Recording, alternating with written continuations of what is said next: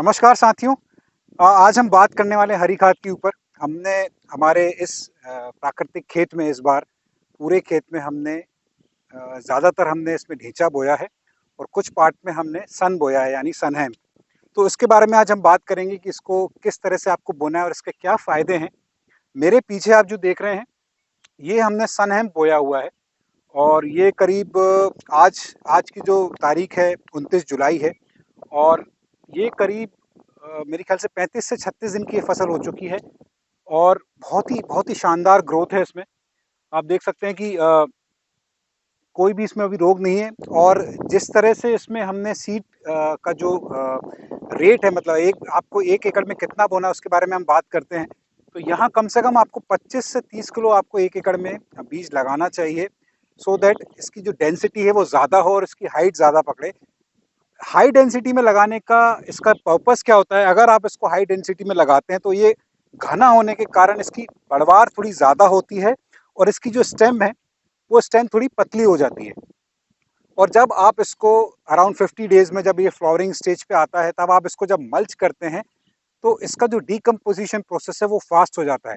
अगर आप इसको इतना हाई डेंसिटी में नहीं बोएंगे तो क्या होगा कि आप जब इसको मल्च करेंगे रोटावेटर की हेल्प से तो इसको डिकम्पोज होने में थोड़ा टाइम लगेगा। तो ये हमने इसको ग्रीन मैन्योरिंग यानी हरी खाद के तौर पर हमने इसको बोया है। और अगर आपको उसको सीड्स के तौर पर बोना है कि अगर मान लीजिए आपको इसका सीड बनाना है तो इसकी जो सीड रेट है यानी 1 एकड़ में जो आपको सीड लगाना है वो थोड़ा कम लगेगा, तो उस केस में आप इसमें 1 एकड़ में करीब 15 किलो सीड लगा सकते हैं सो दैट आपको उसका उत्पादन मिल सके। लेकिन हमको यहाँ उत्पादन नहीं चाहिए, हम इसको ग्रीन मैन्योरिंग के तौर पर हमने लगाया है। साथ में आप देखें कि हमने इसमें ढेंचा भी लगाया है। तो ये ढेंचा आप देख रहे हैं ये हमने करीब 8-10 एकड़ में हमने इसको लगाया है। तो यहाँ हमसे थोड़ी गलती हुई है। वो गलती ये है कि क्योंकि हम ये पहली बार हमने ये ढेंचा हमने लगाया, तो सीड रेट की हम जब बात करें, हम जब सीड ड्रिल में बीज को डालकर हम जब इसकी सोइंग करते हैं तो हमको एक अंदाज़ा नहीं था कि इसमें कितना सीड जाना चाहिए। कोशिश हमारी यही थी कि जिस तरह से हमने ढेंचा आपने देखा है तो उसी सीड रेट पे हम इसको बोना चाहते थे। कम से कम 1 एकड़ में 25 से 30 किलो ये लगना चाहिए। बट जहाँ तक मुझे लग रहा है कि सीड रेट थोड़ा कम रह गया, इसलिए आपको इसकी डेंसिटी थोड़ी कम दिख रही है। तो डेंसिटी कम होने के कारण क्या है, इसकी हाइट जो है उतनी नहीं बढ़ पाई जितनी बढ़नी चाहिए थी। ये भी करीब साथ में हमने ढेंचा लगाया था, सॉरी साथ में हमने सनैम्प लगाया था, उसी दिन हमने इसकी ढेंचा की हमने सोइंग की थी।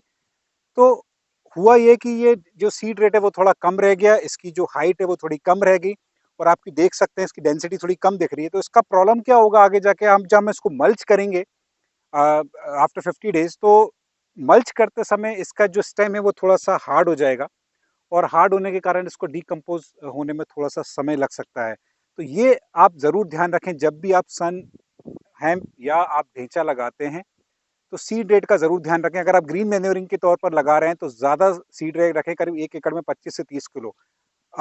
इसमें एक और चीज़ जो मुझे करनी चाहिए थी मैं नहीं कर पाया, इसमें आप कुछ और सीड्स भी मिक्स करके लगा सकते थे। जैसे कि इसमें आप थोड़ा मक्का 1 एकड़ में करीब मान लीजिए 7 से 8 किलो आप मक्का इसमें डाल सकते हैं। 7 से 8 किलो आप काउपी यानी बरबटी जो है वो आप डाल सकते हैं। वो फर्स्ट प्रेफरेंस आपकी होनी चाहिए। अगर आपको काउपी यानी लोबिया बरबटी नहीं मिलती है तो उसकी जगह आप मूंग सेकंड ऑप्शन ले सकते हैं। थर्ड ऑप्शन आप इसमें उड़द ले सकते हैं। कुछ थोड़ा बहुत आप सोयाबीन भी इसमें डाल सकते हैं ऑयल सीड्स के तौर पर। तो ये सारी जो सीड्स है इसको मिक्स करके आप जब ग्रीन मैन्योरिंग करते हैं तो कार्बन नाइट्रोजन का रेशियो है जो परफेक्टली बैलेंस वो मेंटेन हो जाता है। तो कुछ कारणवश हमारे पास वो सीड्स समय पर उपलब्ध नहीं हो पाए, इसलिए हमने सिर्फ इसमें सन और ढेंचा लगाया है। बट अगर आप ग्रीन मैन्योरिंग करना चाहते हैं तो ग्रीन मैन्योरिंग के समय आप ये सारे सीड्स को मिक्स करके करिए। इसमें देखिए ये हमने क्यों लगाया उसका आपको रीज़न बताना चाह रहा हूँ कि आगे जाके जब हम रबी की क्रॉप लेंगे, जब गेहूं की फसल लेंगे तो गेहूं की फसल में नाइट्रोजन की बहुत ज़्यादा आवश्यकता होती है। बशर्ते कि जो हम दलहनी फसल लगाते हैं जैसे चना है, मसूर है। तो अगर आप प्राकृतिक खेती शुरू कर रहे हैं या आपका ये पहला सीजन होने वाला है, तो क्या होता है कि जब आप दलहनी फसलें लगाते हैं तो उसमें उतने पोषक तत्व की, न्यूट्रिशन की इतनी ज़रूरत नहीं पड़ती है जितनी कि गेहूं में लगती है। तो जब चना आपने लगाया या आपने मसूर लगाया रबी सीजन में तो उसमें अगर आप थोड़ी बहुत कम खाद भी देते हैं घन जीवामृत की तो भी चल जाएगा। लेकिन गेहूं के केस में अगर आप अभी अभी शुरुआत कर रहे हैं प्राकृतिक खेती की और गेहूं आपकी मुख्य फसल है तो उस समय आपको नाइट्रोजन की बहुत ज़्यादा आवश्यकता होती है, जो जनरली आप जब केमिकल फार्मिंग से शिफ्ट करते हैं नेचुरल फार्मिंग में, तो कहीं न कहीं फिर हमको ये लगता है कि हमारी गेहूँ की जो फसल है, उसकी जो ग्रोथ है उतनी अच्छी नहीं है, नाइट्रोजन की कमी हमको महसूस होती है। तो इसलिए इस बार हमने और एक एक और रीज़न ये भी था, ऑर्गेनिक कार्बन बढ़ाने के लिए ये बहुत ज़रूरी है कि आप समय-समय पर ग्रीन मैन्योरिंग करते रहें। अ, इसमें कोशिश हम ये, क्योंकि हमारा मेन जो क्रॉप है वो हमारी गेहूँ है रबी सीज़न में, शरबती गेहूँ जैसे आप सबको पता है। तो उसी को ध्यान में रखते हुए हमने इस पूरे खेत में हमने ग्रीन मैन्योरिंग किया है। पिछले 2-3 साल से मैंने ऑब्ज़र्व किया कि हम जब बरसात की कोई फसल ले रहे थे, चाहे वो सोयाबीन हो, चाहे वो उड़द हो या मूँग हो, तो आजकल जो बारिश है या हमारा जो वेदर है इतना अनप्रेडिक्टेबल हो चुका है, इतना एराटिक वेदर है कि कहीं न कहीं कभी बारिश ज़्यादा होती है, कभी बारिश कम होती है। और इस कारण से जो बरसात की जो खरीफ की जो क्रॉप होती है, सोयाबीन हो, उड़द हो, मूँग हो, उतनी अच्छी हमको उत्पादन हमको नहीं मिल पा रहा था। लास्ट ईयर भी जब हमने उड़द लगाई थी, कटाई के समय पे बहुत ज़्यादा बारिश हुई और हम उसको हार्वेस्ट भी नहीं कर पाए थे। तो इस कारण से इस बार हमने कोई भी फसल नहीं ली है बरसात में, हमने पूरे खेत में ग्रीन मैन्योरिंग किया है और मुझे बहुत उम्मीद है, पूरी उम्मीद है कि इसका रिज़ल्ट हमको ज़बरदस्त देखने मिलने वाला है आने वाले रबी सीज़न में। जब हम इसकी ये जो आप मेरे साथ में देख रहे हैं सन हैम्प या जो ढेंचा हमने लगाया है, जब हम इसकी म इसको मल्च करेंगे उसके समय भी एक वीडियो में लाने की कोशिश करूँगा कि इसको हमने किस तरह से मल्च किया है। ये मेरे लिए भी पहला एक एक्सपीरियंस है, पहला अनुभव है और क्या होता है जैसे कि आप जब पहली बार कुछ चीज़ें करते हैं तो ज़ाहिर-सी बात है कभी-कभी लैक ऑफ एक्सपीरियंस के कारण, अनुभव की कमी के कारण कुछ गलतियाँ होती हैं।